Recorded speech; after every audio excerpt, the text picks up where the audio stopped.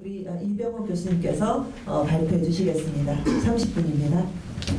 여러분 반갑습니다. 저는 장로신학대학교의 이병옥 교수라고 합니다. 제가 방질 목사님을 연구하는 기간이 한 4개월 정도 되는데요. 그 기간 동안에 저희 아버님께서 많이 아프셨습니다. 그래서 이제 그 기간이 겹치면서 되게 인간적으로는 되게 번거로울 것 같았고, 실제로 제 연구가 제가 원하는 만큼의 결과물을 갖지 못한 것은 사실입니다. 근데 동시에 제가 그 기간에 방질 목사님을 연구했다는 것이 저희가 얼마나 큰 유료였는지, 그리고 제가 우리 한국교회에 방질 목사님 같은 분이 있다는 게 정말로 자랑스럽고, 제가 이 시대에 우리가 반드시 알아야 할 분이라는 생각을 하게 되었습니다. 지난주에 저희 아버님께서 소천하셨는데요. 이제 마지막 가장 마무리될 때 아버님이 돌아가셔가지고 제가 원하는 만큼의 글을 나오지 못했지만, 그럼에도 불구하고 여러분들이 그분과 함께했던 기억이랄지 또 이런 다른 많은 그런 연구 결과물을 통해서 같이 나눌 수 있다고 생각합니다. 아까 우리 앞에 우리 박사님께서, 김정원 박사님께서 말씀하셨던 부분에 대한 응답을 제가 좀 할 수 있지 않을까, 그런 생각을 합니다. 왜냐하면 제가 서론에서 이제 제가 고민하는 건 뭐였냐면, 왜 우리는 이렇게 방질 목사님의 1930년대 40년대 중국에서 선교회사의 사역에서만 관심을 가질까라는 질문이 하나가 있었고요. 또 하나는 이렇게 외부자들이 이렇게 방질 목사님에 대해서 말을 많이 하지, 내부자들은 어떻게 생각할까, 이런 질문을 해보았습니다. 그래서 저는 영등포 교회 출신이 목회자가 된 분을 대상으로 그분들이 어떻게 방질 목사님을 이해하고 그분의 삶을 어떻게 자기의 그 목회 속에서 연결해 가고 있는가를 좀 중심으로 보았습니다.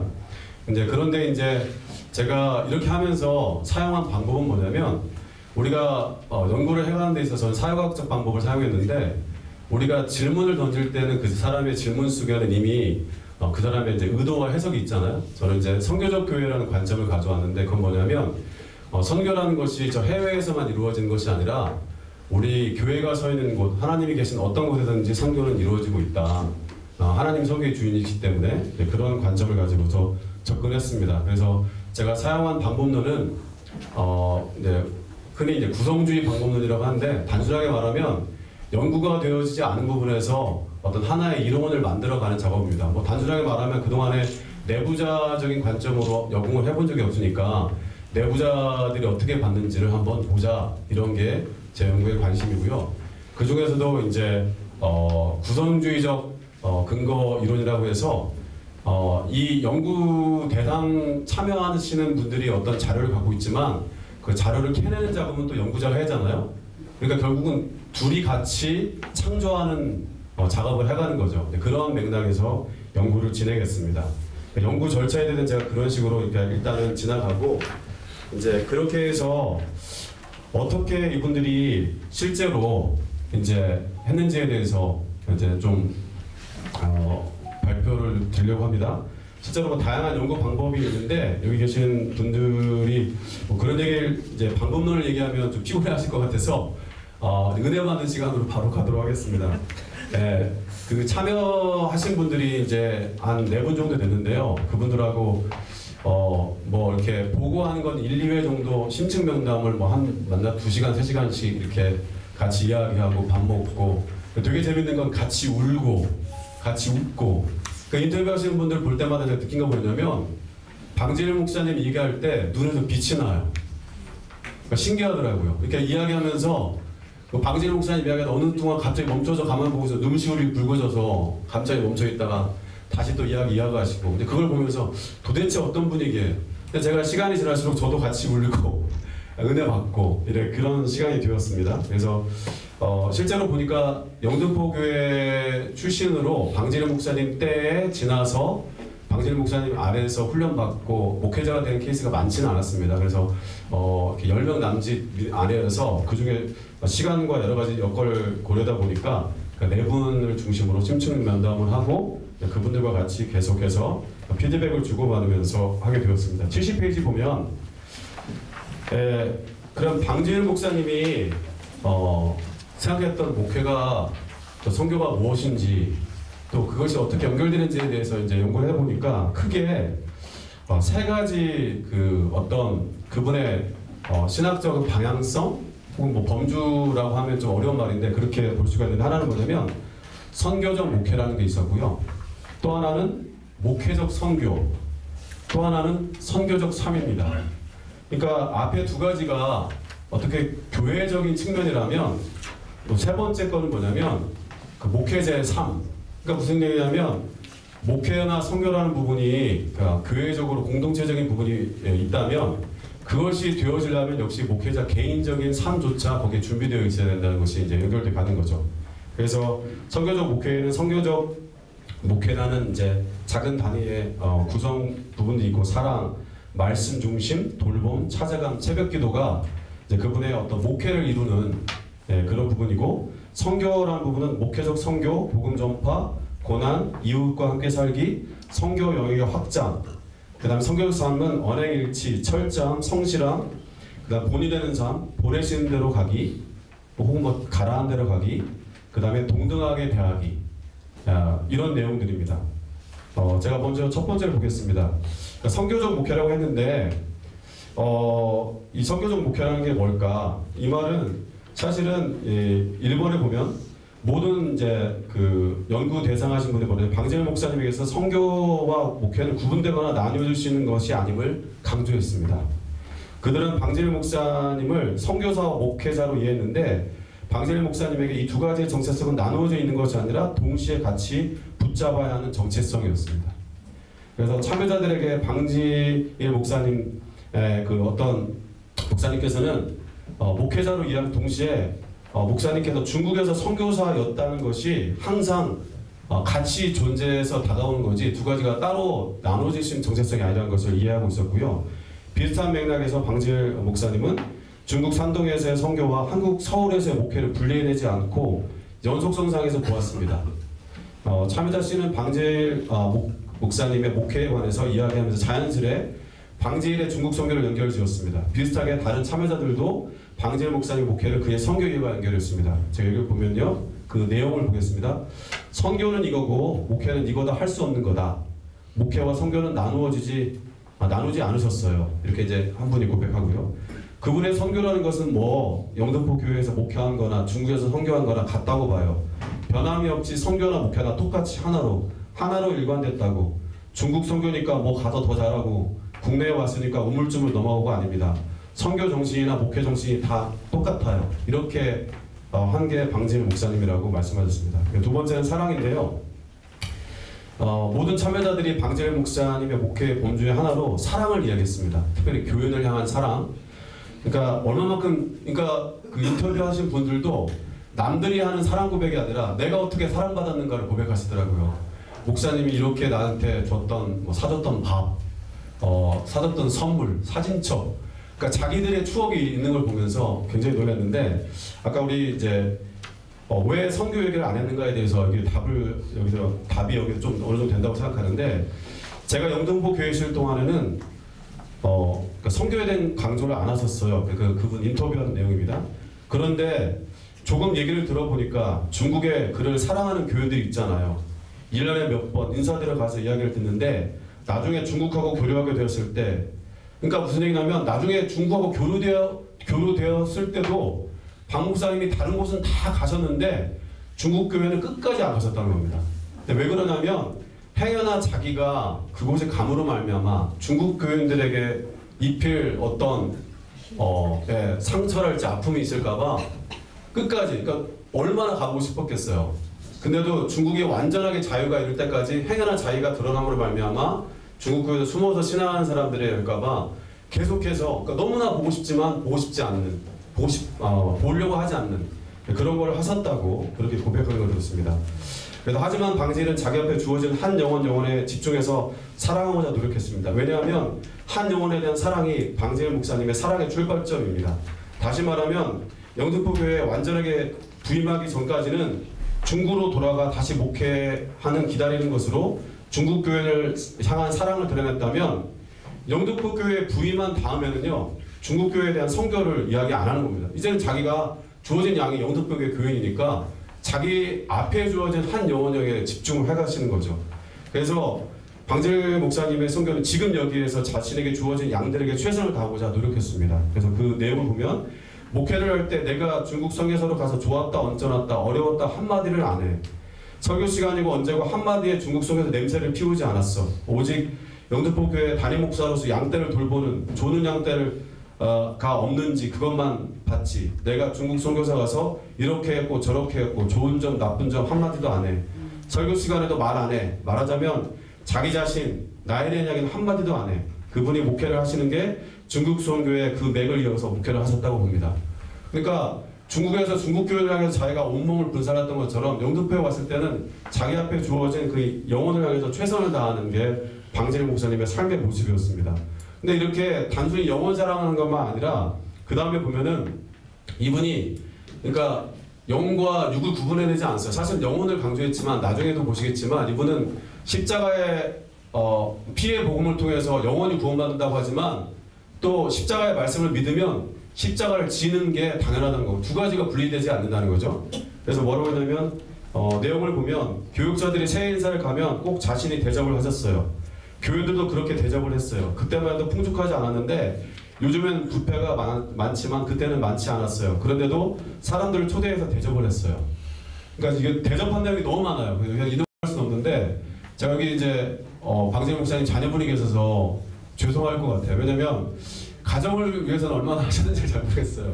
근데 적어도 교회에 다니신 분들은 방질 목사님이 얼마나 자신이 어떻게든 자기가 좋은 걸 먹으면 그 좋은 거 먹였던 걸 꼭 가서 그 교육자들한테 그 교인들을 먹이려고 꼭 기회를 만드신 분이었다는 고백을 하더라고요.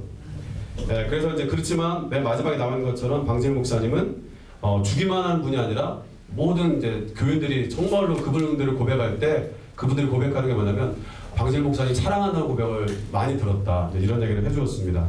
세 번째는 말씀 중심, 복음 중심입니다. 거기에서 이제 일단은 이분이 강조하는 게 이 성경 말씀에 이제 말씀을 강조했다. 특별히 십자가의 말씀, 피의 복음을 목사님은 굉장히 강조를 하셨습니다. 그래서 73페이지에 보면 거기 이제 인용하는 그 사람들 이렇게 참여자 A와 B하고 잠깐 읽어보겠습니다. 결국 중심은 복음 전파가 목사의 사명인 것을 목사님과 함께했던 선교적 유산으로 생각합니다. 대개 목사님들이 교회마다 부흥시키는 걸 보면은 교회 나오고 예수 믿으면 복 받는다 이게 많은데 박 목사님은 복소리 한 번도 안 해. 십자가를 지고 주를 따라야지. 계속 십자가 얘기만 하셨다고 그 얘기를 하시더라고요.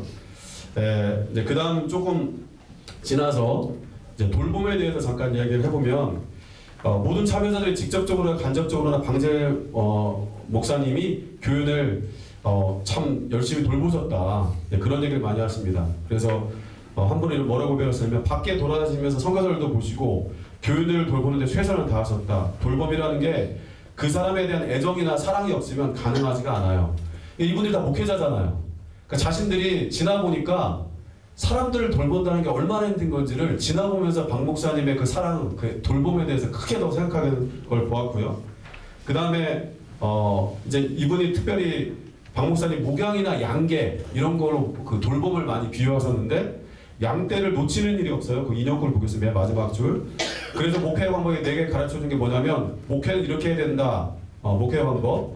계속 같은 말을 반복하면서 양계장에 수천 마리 닭이 있지 않습니까? 새벽마다 나가서 그 수천 마리 닭을 볼 때 그 닭 중에서 모이를 안 먹고 새벽에 조는 놈이 없는가 그걸 보라고 가르쳐 주셨다고 이야기를 하고 있습니다. 그런데 이제 제가 말씀드리고 싶은 거는 영혼구령이랄지 영혼에 대한 강조를 목사님께서 하셨지만 박 목사님의 그런 어떤 그 돌봄이라는 것은요 단순히 영혼에 대한 돌봄이 아니라 전인적 돌봄이었다는 거죠. 그러니까 그냥 영적으로 말씀 먹는 것도 중요하지만 육적으로 말씀 먹는 거, 그 다음에 경제적 필요에 대해서도 이제 물론 이제 받으신 분도 있고 안 받으신 분도 있지만 정말로 이렇게 여기 말씀하시는 분들은 다 한 번씩 자기들이 필요할 때 몰래 돈을 지워주시고 학비를 대주시고 이런 걸 하셨다는 거예요. 그런 걸 하면서 목사님이 우리의 필요를 늘상 보고 있다는 거죠. 그러니까 그런 부분에 대해서 굉장히 공감하면서 이게 첫 번째 부분을 읽어보면 교육자들이 새해 인사를 가면 꼭 자신을 아까 똑같은 비슷하지만 교인들도 그렇게 대접을 했어요. 아까 했던 부분이라서 제가 이제 일단 넘어가고 그 다음에 이제 놀라운 게 방젤 목사님의 돌봄은 교회의 불특정 다수가 아니라 자신의 눈앞에 있는 구체적 한 사람의 돌봄에서 시작합니다. 그러니까 이분들이 공통적으로 얘기한 게 뭐냐면 한 사람, 한 영혼, 한 마리 이거 굉장히 강조하신 겁니다. 목사님은 그렇게 자기들 가르쳤다는 거예요. 기도할 때도 한 이름 불러가면서 기도해야 되지 그냥 우리 교인들 잘하게 해주세요. 이거 기도 아니다고 그 얘기를 하셨다고 합니다. 그러니까 자기에게 있어서 그 사람이 어떻게 기도해야 되는지 한 사람 그 사람의 필요가 뭔지에 대해서 그렇게 구체적으로 반응한 거에서 말씀하셨다는 거죠. 그래서 그 인용구 74페 밑에 지금 보면 뭐라고 하냐면 목사님은 A가 뭐라고 그러냐면 A 되신 분이 성도 한 사람 이름을 불러가면서 기도하라고 자주 말씀하셨고요. 그 다음에 이제 참여자 D도 맨 마지막에 가서 보면 이렇게 뭐라고 하냐면 새벽 기도 때 신방 기도 교적부 안에 있는 한 사람의 이름을 부르며 기도하라고 다 강조하는 게 그 한 사람에 대해서 구체화되는 걸 말씀을 많이 하셨습니다. 그 다음에 5번째는요. 공통적으로 무슨 얘기를 하냐면 신방에 대한 얘기를 했는데 신방이라는 말로 표현하기보다 저는 찾아감이라고 표현하고 싶습니다. 그러니까 무슨 얘기냐면 신방이라는 말은 조금 추상적인 말인데 목사님은 정말로 찾아가셨다는 거죠. 근데 찾아가실 때 이 사람을 데려오면 우리 교회에 이득이 된다 이런 걸 따지는 게 아니라 그냥 그 사람을 사랑하면 그 옛날에 한나절을 다 써서도 그 하루를 다 써가지고도 찾아간다는 거죠. 그러니까 이제 그 참여자의 고백을 들어보면 그런 얘기들을 이제 많이 들었다는 거죠. 목사님이 찾아갈 때 나중에 가서 보니까 막 차편 이렇게 저렇게 갈아타서 가보니까 공장, 그러니까 우리 표현 좀 죄송한데 여공을 만나고 왔다는 거예요. 하루를 다 쓰고 오늘 같으면 그 다른 목사님이 하루를 거기다 다 썼다고 얼마나 아까운 시간이에요. 근데 그거에 대해서 전혀 아깝게 생각하지 않으시는 분이라는 거죠. 해외 집회를 가셔서도 가서 그곳에서 이제 뭘 하시냐면 좀 집회 끝나고 나면 사실은 여행하고 관광을 해도 되는데 자기 교회 교인 중에서 그곳에 가신 분 있으면 어렵게 차편을 구하셔가지고 신방을 가신다는 거죠. 그러면 그분들이 그곳에서 엄청나게 감동을 받는 거죠. 그런 것들이 이제 목사님의 찾아감의 모습이었습니다. 그 다음에 6번째 76페이지 보면 새벽기도. 이거는 그러니까 목회에 있어서 새벽을 깨워서 기도한다는 게 아까 우리 김성환 박사님 말씀 잘 해주셨는데 아마도 그게 예전에 했던 그 부분들 계속 연속되어 나오는 건데 은퇴하고서도 새벽에 기도하시는 것을 포기하지 않았던 거예요. 그러니까 다른 목사 할 때는 기도하는 건 이해가 되잖아요. 뭐 그렇지만 은퇴하고서도 기도하는 건 진짜 목사님 같아요. 제가 볼 때는 남이 볼 때는 할 수 있을 것 같은데 남이 보지도 않는 그 순간에도 그렇게 할 수 있다는 건 그분 안에 그게 체화된 부분이 있기 때문에 가능하지 않을까 생각되었습니다. 두 번째 이제 영역은 뭐냐면 목회적 선교. 이분은 이제 선교를 생각할 때 그 목회적 선교를 생각했습니다. 아까 제가 갖고 있는 생각이 뭐냐면 그 선교적 교회라는 관점인데 선교적 교회는 선교지가 저기 해외에만 있는 게 아니라 우리가 서 있는 삶의 자리가 선교지다라는 관점에서 보면 목사님은 끊임없이 그 중국에서 선교할 때나 한국에서 선교할 때나 삶의 방향이 같았다는 겁니다. 그 다음에 두 번째 복음 전파. 아까 말씀하셨던 게 이제 복음 전파에 대한 내용인데 그 내용을 제가 보면 중간에 이제 내용을 보면 결국 중심은 복음 전파가 목사의 사명인 것을 목사님과 함께했던 선교적 유산으로 생각합니다. 참여자비는 오직 십자가 그분이 맨날 강조한 게 그거였다는 거죠. 그 다음 세 번째는 이제 선교를 생각할 때 참여자들이 뭐라고 얘기하냐면 목사님의 삶을 돌이킬 때 목사님은 정말로 삶 자체가 십자가였다는 거죠. 가정적으로 어려움도 있었고 그 다음에 중국에서 그러니까 계속해서 이분들이 목사님의 선교에 대한 삶을 표현할 때 중국에서 추방당하셨다. 중국에서 어려움 당하셨다. 그러니까 선교와 어려움을 계속해서 가고 그다음 마찬가지로 교회에서도의 그런 어떤 이제 여러 가지 그 힘든 시간들에 대해서 이렇게 이야기하는 걸 들었습니다. 그래서 78쪽으로 넘어가겠습니다. 78쪽. 또 이제 선교의 내용을 보면 이분이 강조한 게 이웃과 함께 사는 거죠. 근데 되게 재밌는 건 뭐냐면 아까 이제 이웃과 함께 살기 하면 되게 복잡한 내용인데 이분은 그걸 어떻게 삶으로 체화시켰냐면 거기 인용글을 보면 선교에 대한 목사님의 이해는 선교는 그들과 함께 사는 것이라고 생각해 본다.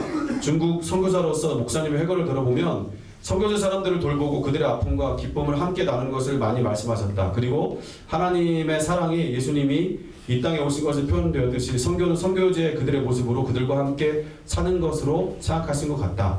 이렇게 얘기했는데 이제 이야기 나눈 것들 가운데 어떤 것도 있냐면 그냥 그 교회 주변의 이웃들의 이름을 다 외우고 있다는 거죠. 되게 재밌는 건 교인들만 아니라 교인의 사돈의 8천까지도 다 외워가지고 무슨 집에 무슨 일이 있는지도 교인들 잘 모르는데 목사님 알아가지고 그러니까 그게 이웃에 대한 관심이 없이 가능한 일이 아니거든요. 예, 근데 그런 얘기들을 이제 많이 하셨다는 거죠. 다섯 번째는 그 선교의 영역이라는 게 우리가 생각할 때 영혼 구령 중심이니까 거기에만 갇혀 있을 것 같지만 선교 영역이라는 게 아까 말씀드린 아까 이제 우리 다른 분들 말씀은 영등포 산업 선교회를 품은 만큼 그 품이 크신 분이었다. 그렇습니다. 그래서 그 내용을 보면 그런데 지금도 있지만 산업선교회가 영등포에 놓여 있어요. 그 내용을 제가 인터뷰한 걸 좀 보겠습니다.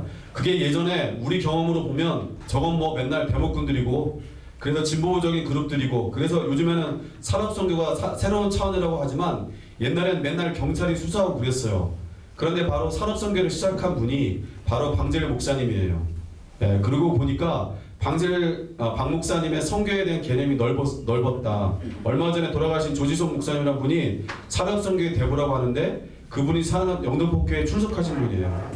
영등포교회에서 그 조지son 목사님의 따님도 뭐 오르간 연주하기도 하고 그러니까 이렇게 저렇게 그분이 삶을 살 수 있는 그 방안들을 마련해 주시는 것도 보게 되었고 그 다음에 이제 다른 분은 이제 뭐라고 얘기했냐면 이분들은 공장마다 직공들이 있는데 그 사람들에게 영혼을 이렇게 구원해주기 위해서 말씀을 전하게 되면 말씀을 전하다가 당에 대한 어려움들을 감수하려고 하셨다는 거죠. 그러니까 예를 들면 영혼 구원하다 보면 이렇게 오해도 받고 그런 건데 그 오해받는 것을 자신이 두려워하지 않았던 겁니다. 그냥 오해받아도 그렇게 하는 것들을 감당해가는 게 그분의 모습이었다는 거죠. 세 번째 선교적 삶인데 이분에 있어서는 이제 놀라운 게 뭐냐면 왜 이렇게 사람들이 방젤 목사님을 그리워하고 그럴까? 그러니까 이분은 자기가 주장했던 것과 자기가 살아갔던 삶이 일치했다는 거죠. 그러니까 아까 선교적 목회적 선교라는 게 우리가 목사들이 말은 그렇게 할 수 있죠. 그렇게 해야 된다, 그렇게 해야 된다, 그렇게 할 수 있는데 본인이 그렇게 자기 스스로를 끊임없이 살려고 노력하신 분이라는 겁니다. 그래서 그런 것으로 선교적 삶의 모습으로 보면 언행일치가 있고 또 철저함이나 성실함이라고 할 수 있는 부분이 있고 본인의 삶이라는 부분이 있고 보내시는 대로 가는 부분이 있고 동등하게 대하기라는 부분들이 이제 영역으로 나눠졌습니다. 그러니까 이분이 이렇게 사셨다는 거죠. 첫 번째는 말씀한 대로 그분이 늘 살았다는 겁니다. 저는 이제 79페이지 그 밑에 그 인용구 앞에 보면은 뭐라고 하냐면 이런 언행일치의 삶의 근간을 이루는 것은 방젤 목사님께서 십자가를 믿는 것과 십자가를 지는 것을 동일시한 점입니다. 그러니까 무엇이냐면 방젤 목사님은 십자가를 믿는 것은 십자가를 지는 거지 믿는 것과 지는 것이 구분되지 않는다는 겁니다. 예. 그래서 거기에 뭐라고 하냐 박 목사님은 일평생 말씀하신 대로 십자가를 지고 간 분입니다. 또 예수를 믿으려면 주님을 따르려면 십자가를 지고 따르라고 가르친 분입니다. 목사님만 십자가를 진 게 아니라 따르려면 누구든지 십자가를 져야 십자가 오직 십자가. 근데 이분이 제가 여기다 인용해 놓은 게 뭐냐면 그래서 이분이 스스로가 맨날 자기 스스로도 이걸 잊어먹으니까 왼손 손톱에다가 매일같이 십자가를 그렸대요. 저도 이걸 하면서 참 깜짝 놀랐는데 왜 그랬냐면 자기가 살다 보면 십자가가 지워지잖아요. 사람이라는 게 십자가를 지고 싶어도 십자가를 잊어먹을 수 있으니까 십자가가 지워지면 다시 십자가를 그리고 다시 십자가를 그리고 그걸 볼 때마다 내가 십자가를 지면 살아야지 이렇게 했던 분이 방젤 목사님이라는 거죠. 예. 그 다음에 두 번째는 철저함, 성실함. 예, 그분의 삶이라는 게 그러니까 등산 갈 때도 뭐 잘한 얘기지만 양복 입고 올라갔다는 겁니다. 왜냐면 목회자가 말씀을 전하려면 늘 준비되어 있어야 되고 신방 갈 때도 어떤 식이냐면 말씀이 준비되지 않은 채로 간 적이 없다는 거예요. 항상 준비하시고 360일 일지 쓰시고 그리고 신방 갈 때 혼자 가는 일이 거의 저는 이제 일단 저랑 인터뷰를 하셨던 분들 뭐냐면 혼자 가는 일이 없다는 겁니다. 왜냐하면 목회자가 실수한 일이 없어야 되니까 혹시 사람들도 오해받으면 안 되니까 꼭 다른 목회자라고 가려고 그 최선의 노력을 다하셨다는 겁니다. 혼자 가서 오해 생길 일 없게 하기 위해서 꼭 둘씩 가시려고 노력하셨고, 그 다음에 이제 세 번째는 본이 되는 삶. 여기 이제 솔선수범하는 삶을, 그러니까 무슨 얘기냐면 끊임없이 자기의 삶 자체를 이렇게 하는데 사람들이 뭐라고 하냐면 그냥 목사님을 뭐라고 하냐면 그분은 늘 본보기가 되시고 솔선수범하신 그분이 먼저 그렇게 했다는 거죠. 사람들에게 말하고 자기는 그렇게 안 사는 게 아니라 그렇게 사신 분이라는 얘기를 계속해서 한 얘기를 들었습니다. 그래서 그 맨 마지막에 80쪽에 그 인용하는 걸 보면 어렸을 때 가장 존경하는 사람 하면 늘 방질 목사님이라고 했습니다. 그렇게 모든 교인들에게 사랑과 존경을 받은 분이셨고 본인도 어렸을 때부터 그렇게 존경했습니다. 그래서 자기들이 이제 그게 가게 됐고, 네 번째 말씀이 굉장히 좀 저한테 와닿았는데 보내시는 대로 가기. 무슨 얘기냐면 방질 목사님이 이제 여러분하고 좀 다를 수 있는데 이분은 목회자들이니까 이분들한테 다가왔던 가르침이 뭐냐면 그냥 어디든지 너희를 부르면 그 다음에 이렇게 하나님이 가라 하시면 어디든지 가라는 거예요. 그래서 내용을 보겠습니다. 방질 목사님은 말씀하시기를 목사는 어디서든 부르든 가야 한다. 시골교회 10명이 모이는데 오라 하면 생산적이지 않죠. 죽기 전에는 목사는 어디서 부르든 가야 한다. 10명이 있는 교회에서 불러도 가야 한다. 그 영이 내게 있는 거예요. 그러니까 목사님들이 이런 부담을 갖고 사는 겁니다. 목사님 그렇게 가르쳤고 그렇게 사셨기 때문에. 그래서 거기에 이제 끝부분에 거기 2명 집회가 있으면 저는 여기를 바꾸든지 하거나 저는 여기를 가요.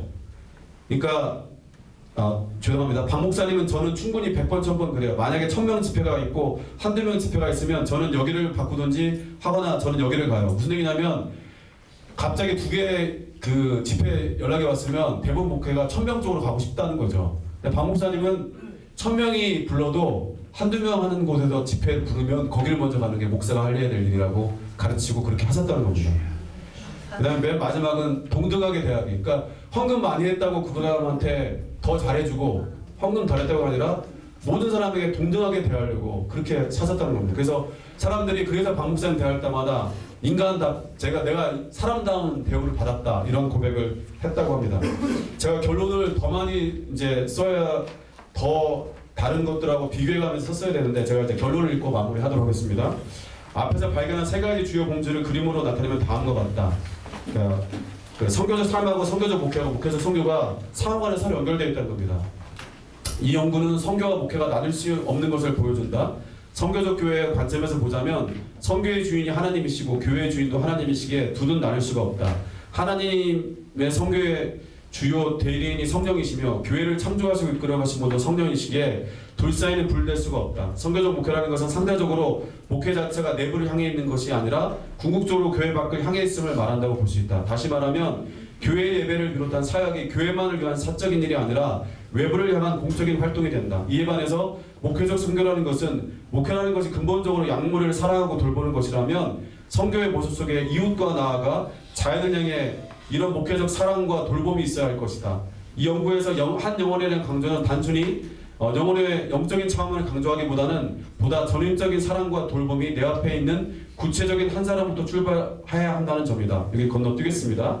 그 다음에 83페이지 방질 목사님 통해 드러난 선교적 삶은 십자가의 말씀과 십자가를 지는 삶이 분리되지 않는 전인적 삶이다.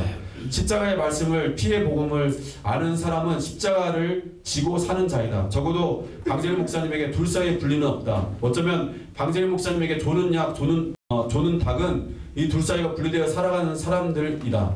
그래서 방질 목사님은 복음을 믿지 않은 자에게만 선포하는 것이 아니라 교인들에게도 복음을 선포했다고 합니다. 계속해서 교인들에게도 말씀에 대해서 새롭게 할 것을 그 다음 보겠습니다.